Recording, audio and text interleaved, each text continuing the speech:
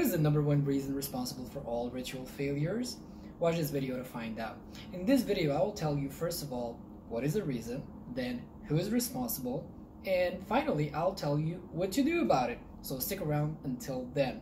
Now let's get straight into it, but before we do that, I want you to tell me what you think is the number one reason of failure in all rituals. Let me know your answer in the comment section. I'm excited to hear your thoughts.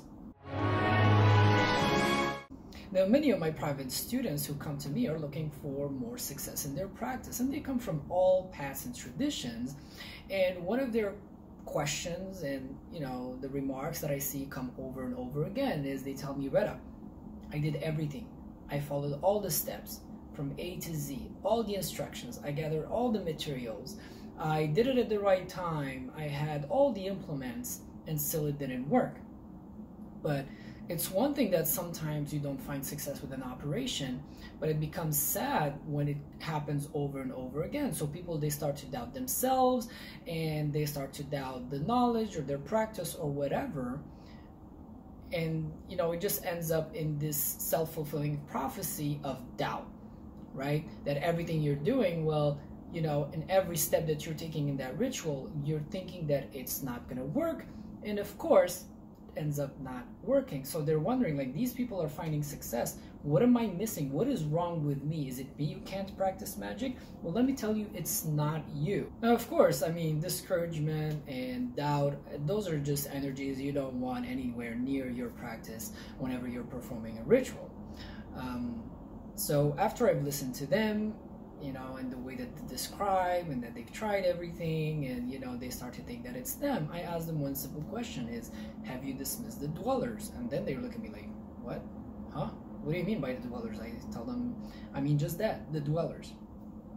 They carry their name that way. Some people call them the residents, but in Arabic the word is Umar. Umar is someone who fills a place, right? Spirits who fill the place. So residence is sukkan, that's another word. But Umar are really people or spirits who fill a certain place. So that's why I think dwellers is a more accurate description of what those spirits really are. So you might be surprised to hear that you have spirits living with you. They've lived with you every single house you've been through. The place is not haunted. This is just the way things are. You have to understand that God has created jinns before human beings. So human beings lived on earth. They were spirits populating every single corner of the earth before we got here. So in many cases, we moved into their turf, not the other way around. And when you move from house to house and you change locations, you're moving in with another set of spirits. And it is very rare that those spirits will be the same faith, the same creed as the person living with them. And of course, these are generally good spirits. They're not malicious entities. They're not harmful. Proof of which, you've never known they ever existed even before watching this video. So they go unnoticed most of the time. But in the case of magical practice, that's when it becomes a problem. And as a general rule, the good spirits live all over the place. Right now you're watching this video, you're in your home, you're in your room or whatever, you have about maybe 50, 100 spirits easy populating the place with you. And there's nothing wrong with that. Don't panic. Like I said, your house is not haunted. It's just how things are, whether you believe it or not.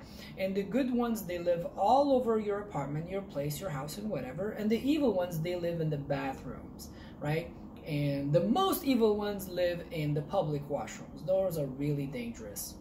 Although they're not the same creed as you are or the same religion as you are, they don't believe in the same thing as you. As I said before, they're generally just good spirits. However, you will attract or you will repulse different kinds of spirits depending on your energy and your lifestyle. If you have a lot of parties at home and you're doing some not so spiritual activities, no matter what it is, I don't judge what the spirits do. So if that doesn't align with how they are, they're going to leave, and that space won't be empty. They're going to get replaced. Other ones will move in which are more in tune with that energy, and of course, well, they're going to influence you to do more of that stuff. So this is just something to keep in mind. But we're coming back to the magical context, right? Why do these spirits make your ritual fail? Retta, you just said they're benevolent. Why are they doing this? Think about it this way. Let's say you invite me over to your house, right? You say, Reda, I like you, come over, we're gonna, spend some time together and make dinner or whatever. And I say, nice, thank you, I'm coming over. And then once I come over to your house and you accept me in and you're happy to see me, I tell you, hey, you know what? John is coming. Oh, and by the way, there are 4 other dudes that you don't know, you've never met in your life, and they're coming over to have dinner with us. You're gonna be like, wait a second, I invited you, I didn't invite those guys, and who are they? You see? Same thing happens with magic. You have these spirits living with you, and then, of course, spirits know when you're going to practice magic. So you're going to start calling these malevolent entities. I mean, they know what you're doing. They know which books you're reading. They know what you're fasting for or what kind of operation you're preparing for. They know that, all right? So it's very important that you take that into account, right? So they're afraid. Like literally, they're concerned, as you would be concerned if I invited 4 or 10 other people that you didn't know about in your house without your permission. So what do? They sabotage the operation. They whisper in your ears, they put doubt, they do anything and everything. And I can tell you, there are many ways that they can sabotage your operation just by talking to you, just by getting into your way, just by little niggles, little obstacles, things not running smoothly, stuttering, making you forget your conjuration, making you forget crucial steps of the ritual, and of course, by even creating this barrier where no one can hear you and the spirits, they can't even reach in. I mean, there's a number of ways that they can sabotage your operation, and I'm sure some of you right now watching this might be thinking like, so that's why. So yes, this is why, and as I've said before, this is why it is a most important step in any magical ritual. If you're going to call an angel, call the jinn, anytime you're summoning an outside spirit, a stranger, even if you know it, even if you've been working with it for some time, just the fact that it doesn't live with you, you should dismiss the dwellers first. So as I've mentioned, you should dismiss them regardless. Whenever you're summoning either angel, jinn, infernal entity, whatever, first things first, you should dismiss the dweller. So I'm going to tell you how we do it in the Arabic context, but before I do that, make sure to give this video a thumbs up and subscribe to the channel for more practical content. So in the Arabic context, what we do to dismiss the spirits, as I said before, you need to protect yourself, then you dismiss the spirits. What we do it with is a specific chapter of the Quran, Surah Al-Zalzala. In the case of Surah Al-Zalzala, I've seen it used not just to dismiss the dwellers, but also to dismiss any kinds of spirit. So that's a good tool to have in your magical toolbox. However, okay, again, there are problems with Surah Al-Zalzala because I find that in a bit of a harsh way to just dismiss spirits. It's like they are not really there to hurt you, and it's not really a friendly way to treat your roommates, because guess what? Once they leave and you finish your operation, they will come back. And if you are a serious practitioner, you practice on a regular basis, I find it better to have a friendly relationship than when there's, I'm going to burn you and get out of here and better not come back using the Quran. So I find it a bit of a blunt weapon.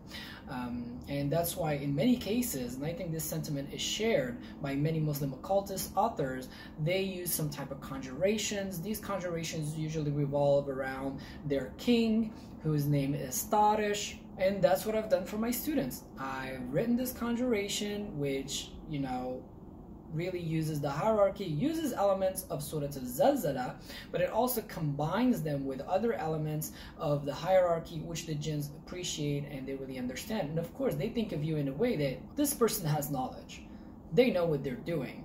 And respect goes a long way with the spirits. Any kind of spirits, goes a long way in any kind of relationship, right? So if you're looking to have a magical result, I think having the respect of the entities that you're dealing with on a regular basis is of the utmost importance and should be a top priority into any magical practitioner's list. And this is something that is regardless of your path, right? Regardless of what kind of tradition that you're practicing, if you're struggling to find consistent success, I'm telling you, there's a very high chance that it's because of the dwellers.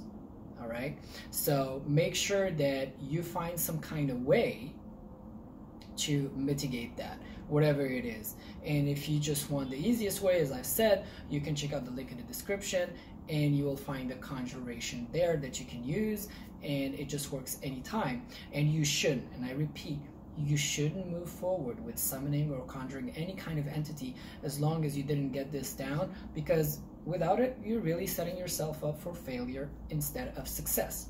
And we're all about success in this channel, so I hope that this video has benefited you. Share the love, share the knowledge, stay safe, and I'll see you on the next one. Take care.